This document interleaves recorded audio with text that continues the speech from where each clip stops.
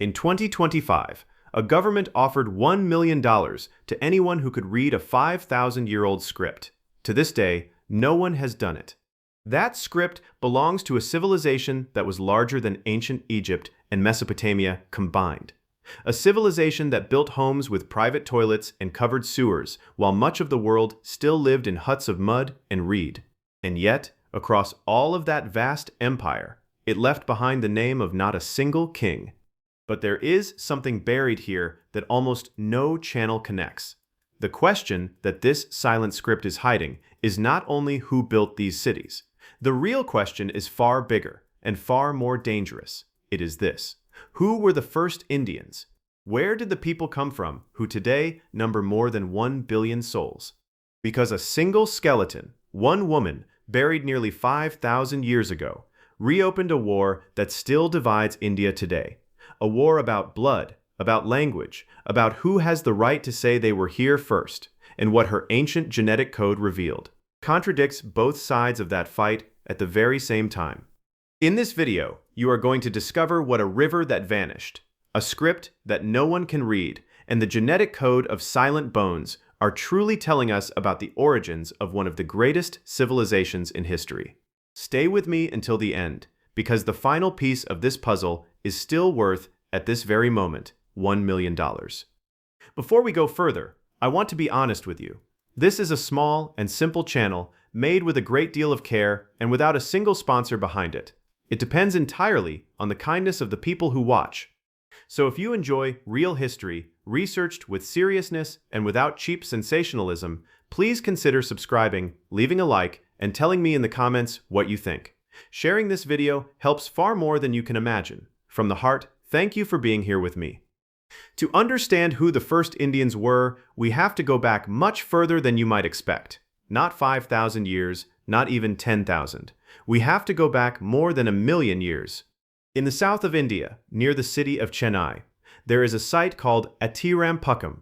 There, archaeologists, led by the researcher Shanti Pappu, uncovered stone tools, hand axes, worked carefully on both faces, with an age that defies the entire official timeline.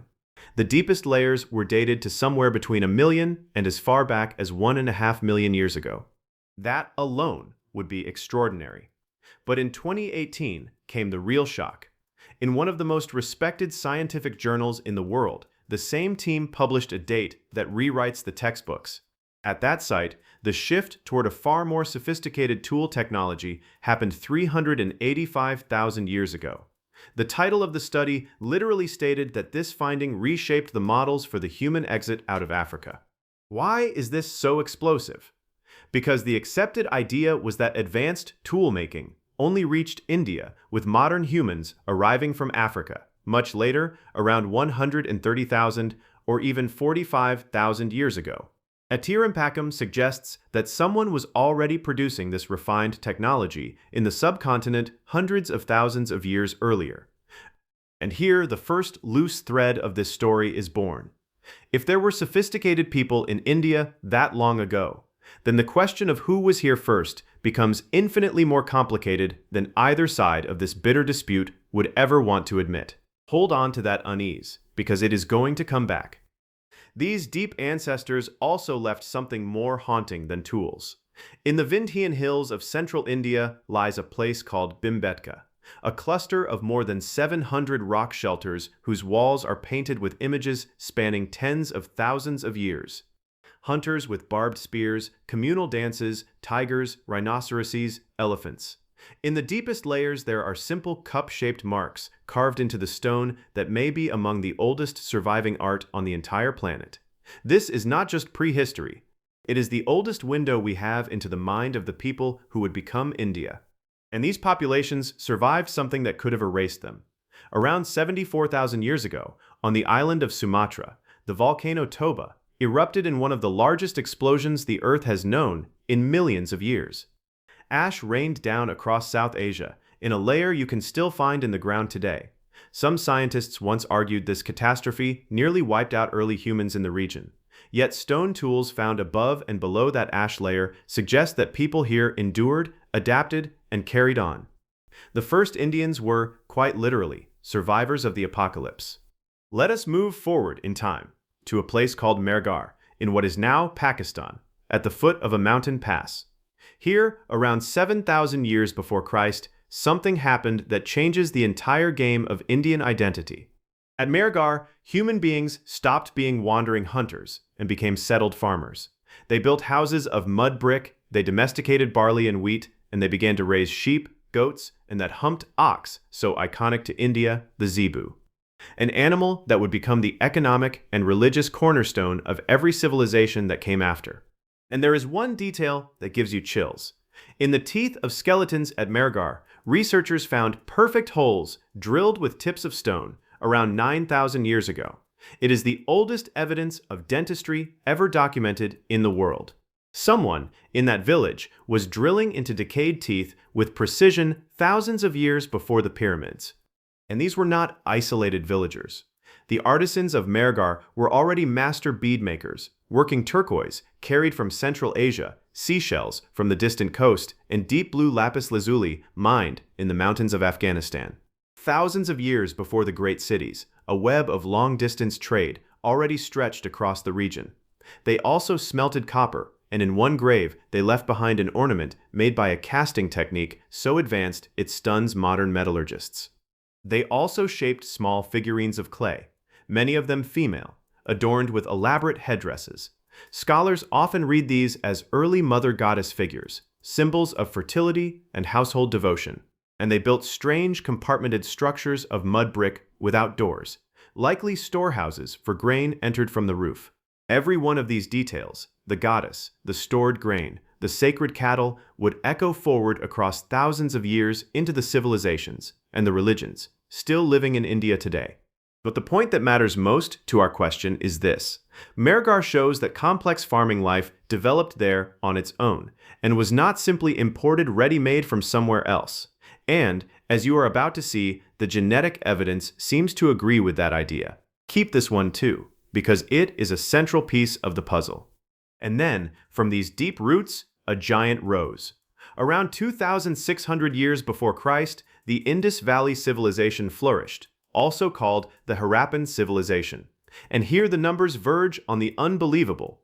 At its peak, it covered more than 1 million square kilometers, spreading across parts of modern Pakistan, northwestern India, and eastern Iran. In sheer territory, it was larger than ancient Egypt and Mesopotamia put together. Cities such as Harappa and Mohenjo-daro were laid out in straight streets, crossing one another at clean right angles, in a grid pattern that the world would not see again for many centuries. And now the detail that puzzles everyone. Every house, large or small, had its own bathing platform and toilet, connected to covered brick drains that ran beneath the streets and emptied into shared sewers. A system of public sanitation that the world would not match again until the age of the Romans, more than 2,000 years later. And this was not one uniform city stamped out over and over. Each great center had its own character. At Dholavira, in the salt flats of Gujarat, engineers carved enormous reservoirs and dams out of solid stone to capture every drop of monsoon rain in a near desert. At Lothal, they built what many believe was a tidal dockyard, along with a bustling factory for beads. At Kalibangan, archaeologists found rows of fire altars and a plowed field so ancient it still shows the crossing furrows of 2 different crops. And Rakhigarhi, the site that will become so important later in this story, may be the largest of them all. Their craftsmanship reached heights that are hard to believe. At one site, bead makers drilled through the hardest stone with tips so fine and so precise that recreating the work is a challenge even now.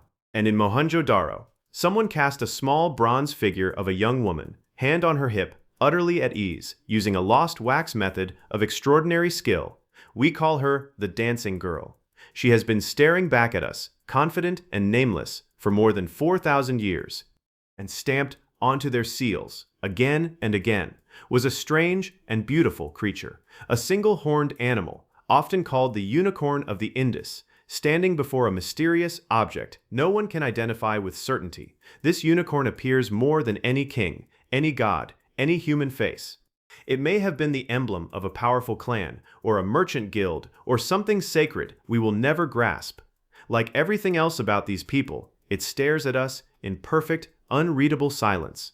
There is another quiet marvel. Their weights were standardized across the entire empire, following a precise binary and decimal system. A merchant in one city and a merchant hundreds of kilometers away used stones of exactly the same value. This points to a level of economic control and shared trust that is almost unheard of in the ancient world. But the more archaeologists dug, the stranger it became. Because in all of that immensity of planned cities, something was missing. Something that exists in every other great ancient civilization we know. There were no royal palaces. There were no towering temples. There were no giant tombs of kings, no statues of rulers boasting of their conquests, no walls of war everywhere. While the pharaohs carved their victories into stone and the kings of Mesopotamia proclaimed their divine right to rule, the leaders of the Indus Valley, if there ever were kings at all, left behind only standardized weights, small seals, and homes that were surprisingly equal to one another.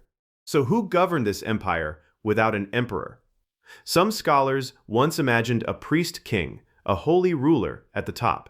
But recent work has openly challenged that idea, arguing there is no real evidence for any such figure. Others counter that some form of elite must have existed to coordinate all of this. The honest answer is that we simply do not know.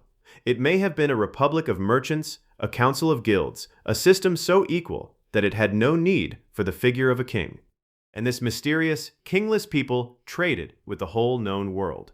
In the cuneiform records of Mesopotamia, merchants from a distant land called Meluha appear again and again, and most scholars identify Meluha with the Indus civilization. There is even a seal, kept today in a museum in Paris, that belonged to a man described as an interpreter for the Meluha language. Think about that. Someone in Mesopotamia made a living translating the words of the Indus people, and yet we, today, cannot read a single one of those words. Because this kingless people left us a message. Thousands of messages, in fact. The problem is that no one in 100 years has been able to read them. And that is exactly why, in 2025, something happened that belongs in a film. At an event marking 100 years since the discovery of this civilization, the leader of the Indian state of Tamil Nadu announced a reward of $1 million for any person or group who could decipher the script of the Indus Valley.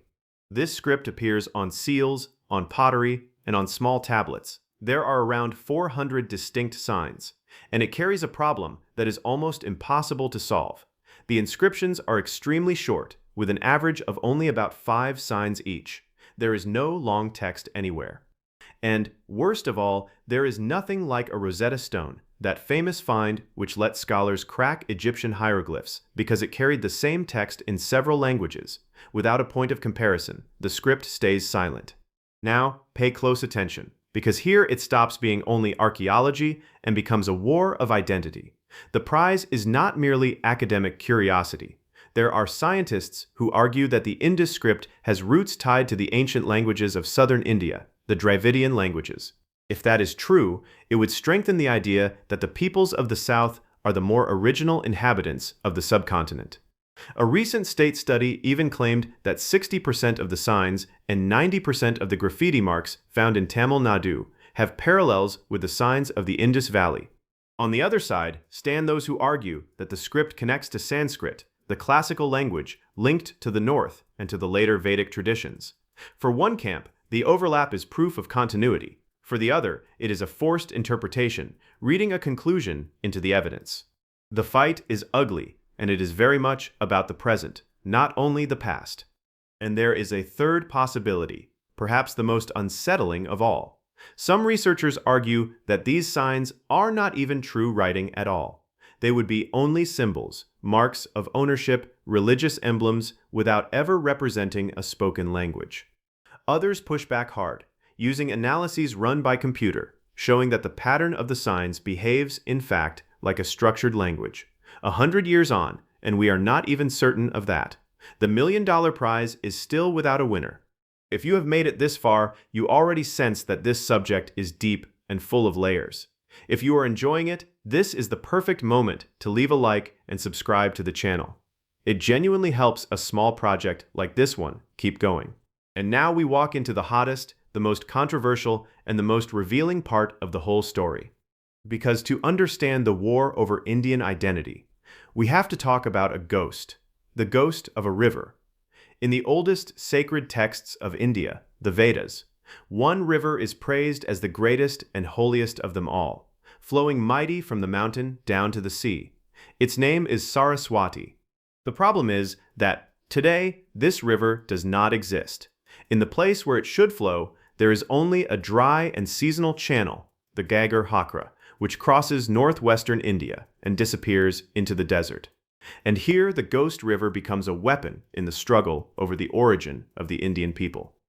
If the glorious Saraswati of the Vedas is exactly this dry channel, and if the great Harappan cities stood right along its banks, then someone can argue that the Vedic peoples and the Indus Valley Civilization were one and the same people. That would place the origin of India's sacred culture entirely inside the subcontinent, with no need for anyone arriving from outside. You will soon understand why that conclusion is so explosive. But the science here is far from agreeing with itself, and it is only fair to show both sides.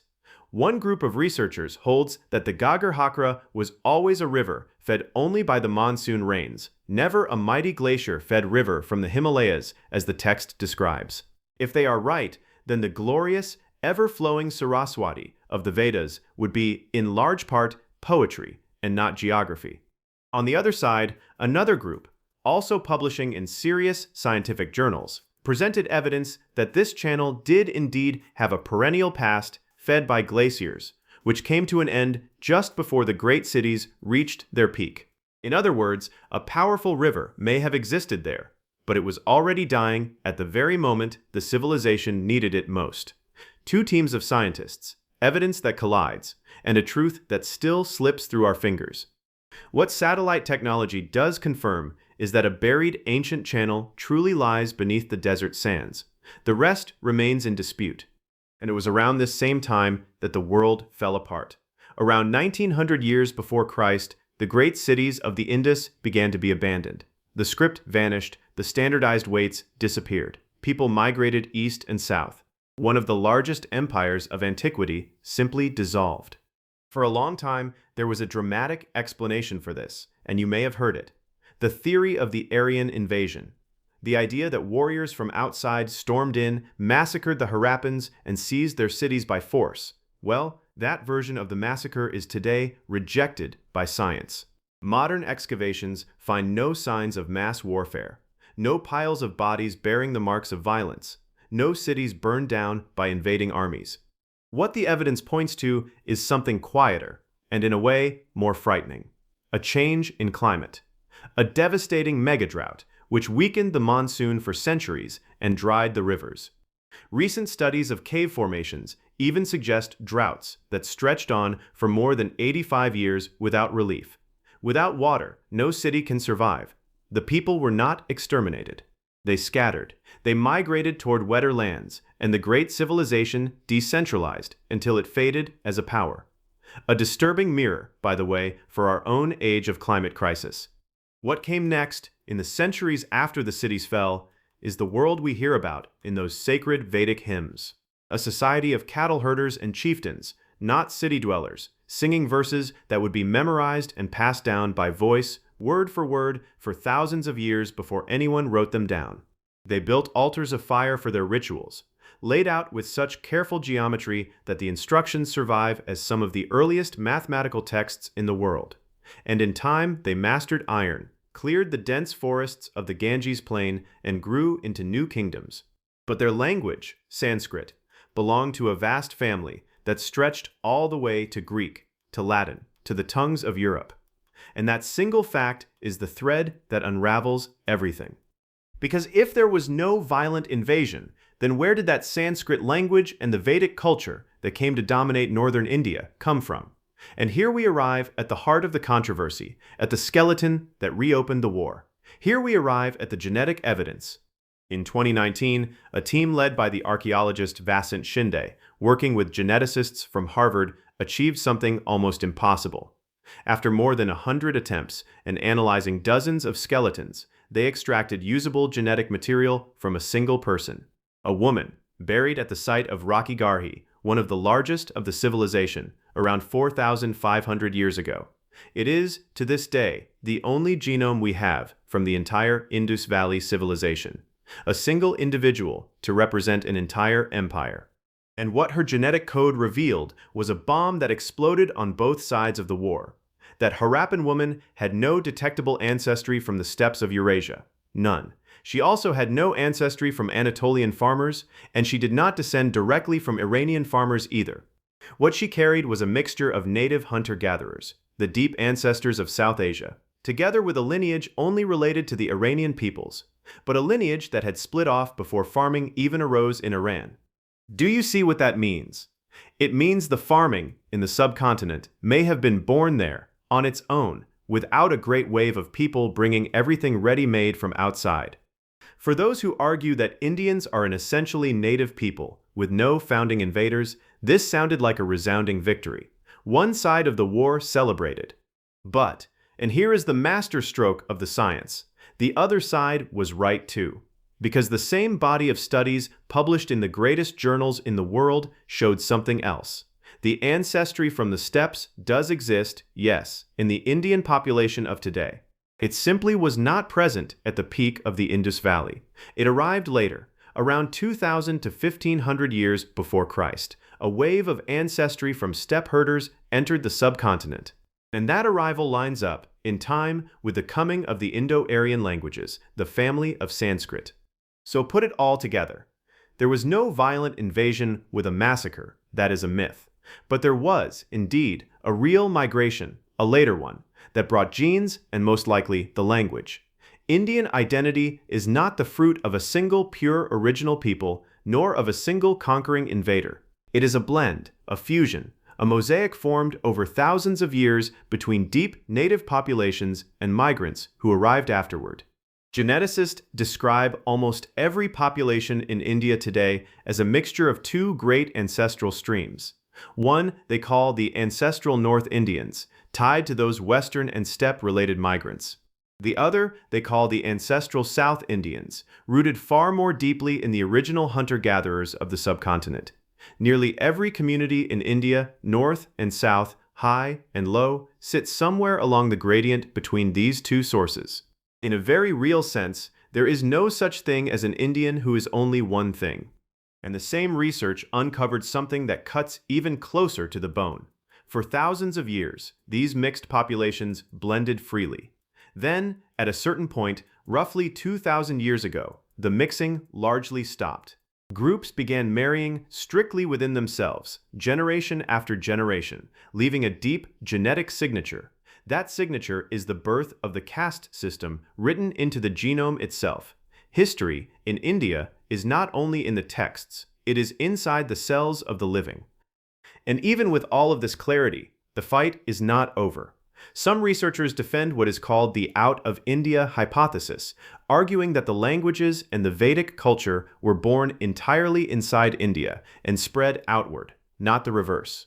Others propose that the language spread mainly through cultural prestige and trade, with little mass migration. The prevailing scientific evidence today points toward the migration from the steppes. But the subject remains a minefield, tangled up with national pride, with politics, and with identity. And that is exactly why it matters so much. And you might ask, why does a war over bones and grammar burn so hot? Because in India, this is not ancient history at all. It is the present. It touches who is called a native and who is called an outsider. It reaches into language politics between the North and the South, into pride, into elections, into how more than 1 billion people understand themselves. A skeleton 4,500 years old can land on the front page of a newspaper because both sides believe the deep past holds the deed to the country. That is the real reason the science is so contested. When you argue about the first Indians, you are really arguing about the Indians of today. Now, whenever a subject is this charged, it draws myths like a magnet. And here I have to be honest with you, even if it disappoints those who prefer the fantastic versions, because the truth, told well, is more astonishing than any legend. Let us take the first one. In the early years of the 2000s, researchers running surveys in the Gulf of Combat off the western coast of India, announced they had detected submerged structures on the seafloor, and a piece of wood pulled up by dredging was dated to around 9,500 years old. The news raced around the world, a lost city, older than everything that would rewrite history. Writers of mystery celebrated it as proof of a forgotten civilization.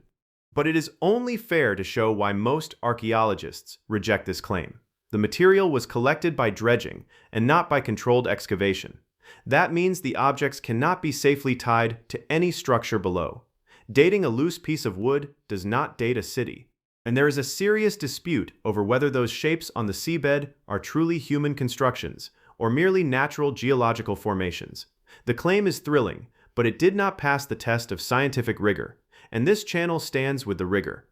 The same goes for two famous myths. You have probably seen the story that Mohenjo-daro was destroyed by an atomic explosion in ancient times because of vitrified bricks melted by heat. The real explanation is far less cinematic. That melting comes from accidental fires or the collapse of pottery kilns at high temperatures, not from prehistoric nuclear bombs. And those ancient flying machines, the vimanas, described in epic texts, are poetic and mythological devices. There is no material, metallurgical, or engineering evidence of aviation in ancient India whatsoever. And since we are committed to the truth, let me correct an error that circulates even in serious materials. It is often said that the Harappans, back in the Bronze Age, were already producing high-carbon crucible steel. That is not correct. This legendary steel, known as woots, which gave rise to the famous blades of Damascus, belongs to the Iron Age, and it emerged in southern India in regions like Tamil Nadu and Karnataka, more than 1,000 years after the fall of the Indus Valley. The beautiful part is that the truth does not diminish the achievement, quite the opposite. India truly was a world pioneer in producing this extraordinary steel, only in another era, in another region, and by another people. Giving the right credit to those who earned it is what separates history from legend. And perhaps the deepest proof that these first Indians never truly vanished is not in stone or in bone, but in belief. In the heart of Mohenjo-daro stood a great bath, a vast, sunken pool sealed with tar, almost certainly built for ritual purification. On one famous seal sits a horned figure, surrounded by wild animals, legs folded in a posture that looks startlingly like meditation. When the first archaeologists saw it, they called it a proto-Shiva, an ancestor of one of the greatest gods of living Hinduism. Scholars still argue fiercely over whether that reading is right, but the sacred bath, the mother goddess, the holy cattle, the yogic pose, these threads run from those silent cities straight into the living faith of hundreds of millions of people today. The first Indians did not die. In a way, they are still being worshipped. So, at the end of this whole journey, what have we discovered about who the first Indians were? The honest answer is that there is no single founder, no single pure race, no single date of birth. The origin of India is a mosaic. It was woven by hunters who chipped stone more than 1,000,000 years ago, by farmers who drilled teeth at Mehrgarh, by kingless city planners who built streets with running sewers, and by the endless fusion between deep native populations and migrants who arrived carrying new languages. And the most beautiful part is that the mystery is still alive right now as you watch. The woman from Rakhigarhi is still the only genetic face we have of an entire empire. The sacred river still divides the scientists. And that silent script, with its 400 signs, still guards the secret of the names of kings who may never have existed at all. The $1 million prize is still sitting on the table, waiting. Who knows? Maybe the person who will finally read the words of the first Indians is watching this video right now. If this story moved you as much as it moved me, help me carry it to more people. Leave a like, which is quick and makes an enormous difference. Write in the comments what surprised you the most, whether it was the ghost river, the lonely skeleton, or the unreadable script. Share it with that friend who loves the mysteries of the ancient world. And if you are not subscribed yet, please consider joining this small channel made with heart, which only stays alive thanks to the kindness of the people who watch. Thank you, truly, for staying with me all the way to the end. And until the next video.